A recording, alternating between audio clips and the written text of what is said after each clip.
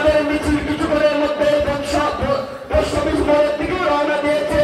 যে নেতৃত্বে রয়েছেন পশ্চিমবঙ্গ তৃণমূল যুব কংগ্রেসের সম্মানীয় সভানেত্রী, যাদবপুর লোকসভা কেন্দ্রের সাংসদ শাইনী ঘোষ মহাশয়া এবং কৃষ্ণনগর সাংগঠনিক জেলা তৃণমূল কংগ্রেসের সাধারণ সম্পাদক সুমন দা, আপনাকে মঞ্চ আসার জন্য বিশেষভাবে অনুরোধ করছি।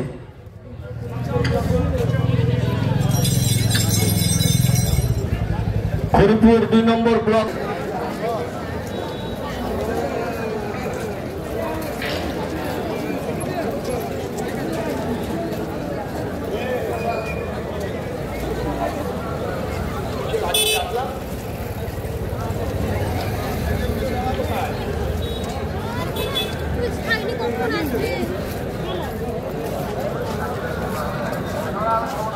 সারা ভারতবর্ষ জুড়ে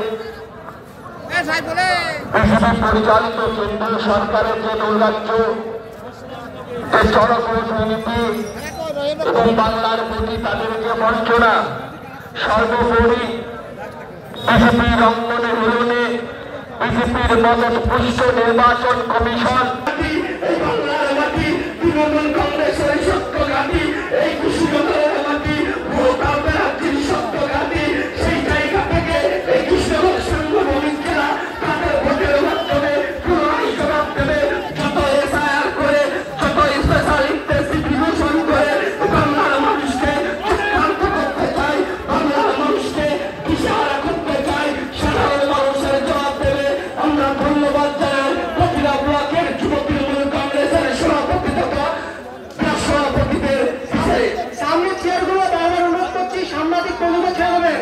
সামনে চেয়ারে যারা বসে আছেন সতর্ক অনুরোধ করছি সামনে চেয়ারগুলো সাংবাদিক কর্মীদের ছেড়ে দেবেন। আজকে বিজেপিকে হুঁশিয়ারি করতে চাই, এই বাংলা তৃণমূল কংগ্রেসের বাংলা, এই বাংলা মমতা ব্যানার্জির বাংলা, এই বাংলা দখল করা তো সহজ নয়।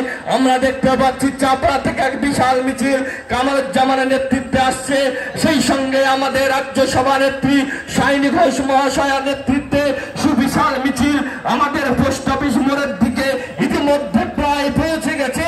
ধন্যবাদ জানাই আমাদের কৃষ্ণনগর সাংগঠনিক জেলা তৃণমূল যুব কংগ্রেসের সভানেত্রী সভাপতি অয়ন দত্ত মহাশয়, মীর মহাশয় থেকে শুরু করে প্রত্যেক বিধায়কগণ এবং প্রতিটা ব্লক তৃণমূল যুব কংগ্রেসের সভাপতি এবং ব্লক তৃণমূল কংগ্রেসের সভাপতি সহ আমাদের নদিয়া জেলার উত্তরের শাখা সংগঠনের সকল সভা